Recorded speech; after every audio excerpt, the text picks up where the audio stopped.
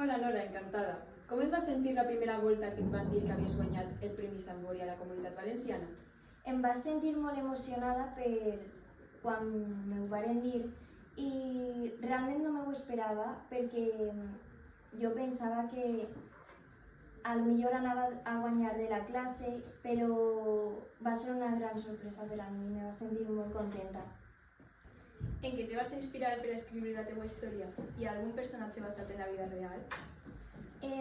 Realment, esta idea que vaig escriure va vindre des de fa temps, un dia que estava en un autobús i se me va ocórrer d'escriure a la gent que estava allí en l'autobús, però mai vaig pensar que ho escriuria per al Sambori.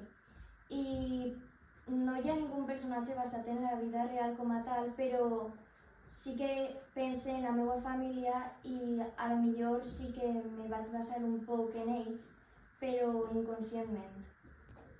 T'esperaves guanyar aquest premi o va ser una sorpresa total per a tu i per a la teva família?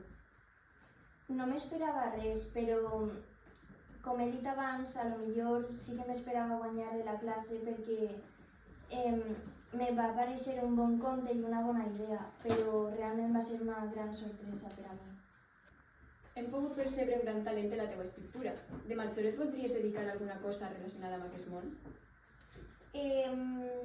Jo tinc molt clar el que m'ho vull dedicar de major, però en l'escriptura com a tal no. Realment m'agradava més el món del cine, actuar i dirigir, però també m'he plantejat moltes vegades ser guionista. I per finalitzar, quin consell donaries a xiquets que també volen escriure històries? Jo crec que la cosa que més podem fer és escriure constantment i si els agrada que siga una cosa del dia a dia, però realment jo tampoc tinc un consell com a tal perquè a mi m'agrada escriure i escric el que pense. Pense que el que han de fer és escriure des del cor i el que més els agrada. Moltes gràcies per parlar amb nosaltres i te desitgem molta sort per al teu futur. Moltíssimes gràcies a vosaltres, ha sigut un plaer.